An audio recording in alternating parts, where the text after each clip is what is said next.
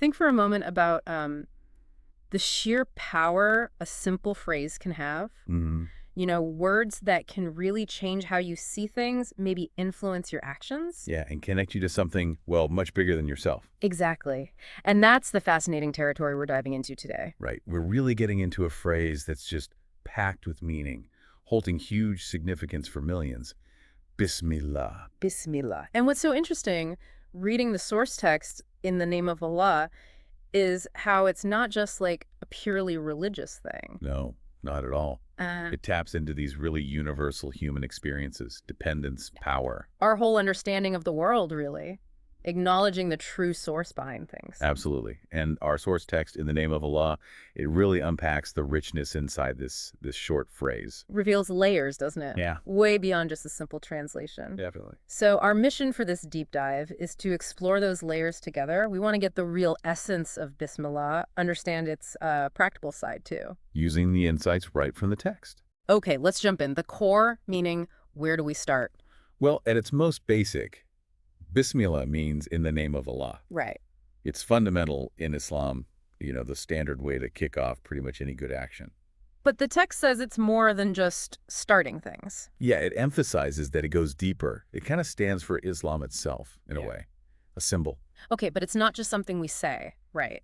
The text brought up this really cool idea, lisanul hal, the language of state. Ah, yes. That's a key concept. Is this idea that the whole universe, just by existing and operating the way it does, it inherently expresses in the name of Allah. It's like the cosmos itself is speaking. Speaking its dependence, its origin. Exactly, through its very state. It's how. Wow, that's a powerful image. Can you give us some examples from the text to make it more concrete? Sure, the text has some beautiful ones.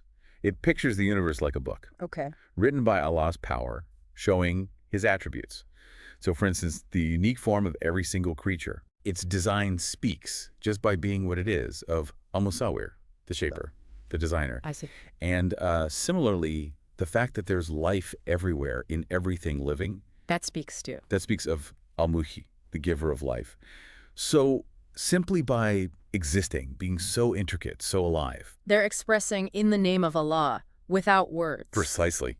It's their language of state. So the way a tree grows or how our bodies work, it's all testifying. In a sense, yes, according to this perspective. Okay, now this leads to something really thought-provoking in the text. The allegory, the story about the traveler in the desert. Ah, the allegory.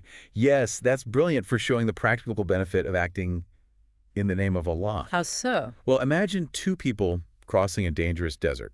One is smart, connects with the local chieftain, gets his backing. Okay, affiliates himself. Right. And because he acts with the chieftain's authority, basically says, I'm with him, Yeah. he gets protection, supplies, respect. His needs are met. Makes sense. And the other traveler, the go-it-alone type. Ah, the conceited one. He refuses any connection, thinks he can handle it all himself. And faces what? Hardship, danger. Constant danger, yeah. Yeah. Hardship, vulnerability, the whole burden of finding water, food, safety, all on his own shoulders. And the text connects this directly to us. Directly. We are the travelers, the world is the desert. So saying Bismillah is like aligning ourselves with the ultimate chieftain, the ultimate authority. That's exactly the analogy. Yeah. By acting in the name of Allah, we're tapping into that ultimate protection and provision. So it provides a kind of shield against our own limits. A shield against our powerlessness, our poverty, our inherent needs. It shifts our reliance away from just ourselves. Towards an infinite source of support. Right. And the text says something amazing here, that our weakness, our neediness can become intercessors. Yes.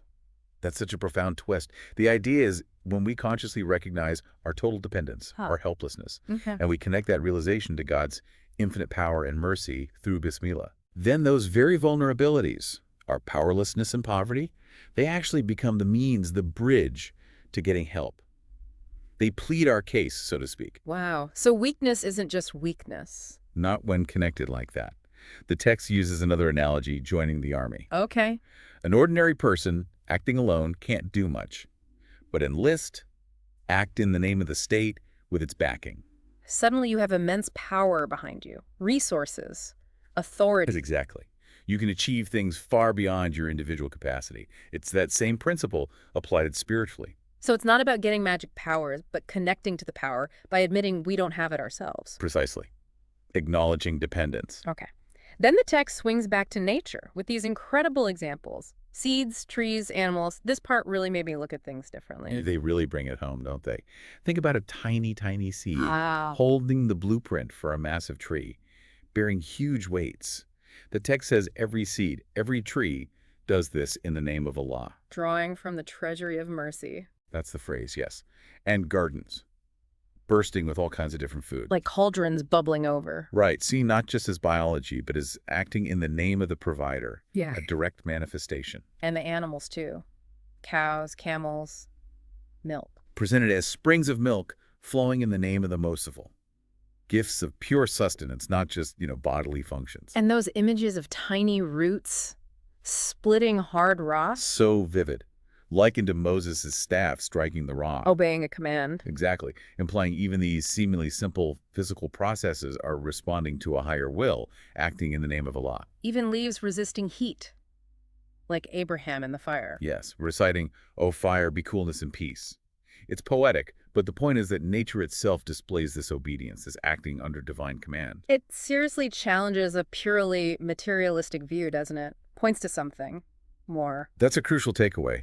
These natural wonders are presented as evidence. Turf of a power operating behind the scenes, the power in whose name everything happens. Which naturally leads to us, if the whole universe works this way. What about us? What's our role as conscious beings in all this? Yeah, what should we be doing? Well, the implication is pretty clear. We should consciously try to do the same. Give in the name of Allah, take in the name of Allah. Be mindful of the source. Right. And the text warns against being like those who are heedless who forget this connection. Okay, that makes sense. Well, Which then brings up the question of, like, a price. What does Allah ask for all this, these blessings? It's not money, obviously. no, not transactional like that.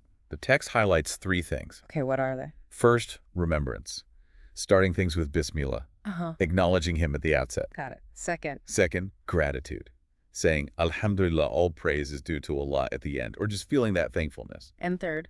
Reflection, contemplation, seeing the blessings not just as stuff, but as precious gifts, works of art, miracles of Marlaine, his power and mercy, really thinking about their value and origin. That analogy about the king's gift really hit home for me. The one delivered by a poor messenger. Ah, yes.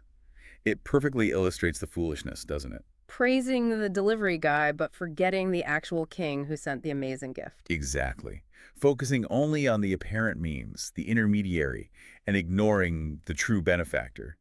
That's presented as, well, profoundly foolish. So it all circles back. Giving, taking, starting things, doing things. It should all be in the name of Allah. To avoid that foolishness, yes. To stay connected to the reality of where everything truly comes from. It's about orienting your whole life, really. That's the essence of it. Okay, so let's try and boil this down. After this whole deep dive into Bismillah, what's the main takeaway, the core insight? I think the central point is that Bismillah is just so much more than a few words you say. Right. It's really an act of connecting, of acknowledging where you stand in the universe, dependent, reliant on the ultimate source. And that changes things. It transforms things. Your actions stop being just your small actions. They become linked to infinite power, infinite mercy. It completely reframes how you see yourself, how you see the world. That is a powerful thought. So maybe here's something for you, the listener, to chew on. How might consciously bringing Bismillah into your day, even just as a mindful pause, maybe just a symbolic nod, how might that actually change your experience? Could it shift your sense of what you can do, your gratitude levels? Yeah, or even just make you notice that language of state, that testimony in the world around you more clearly. It's definitely something worth reflecting on, isn't it? Absolutely. It's like an invitation, really, to see things through a different lens. Recognizing the unity, the source behind it all. Well, thanks for exploring all that with us today. Really fascinating stuff. My pleasure. Always good to dive deep. Until our next deep dive, then.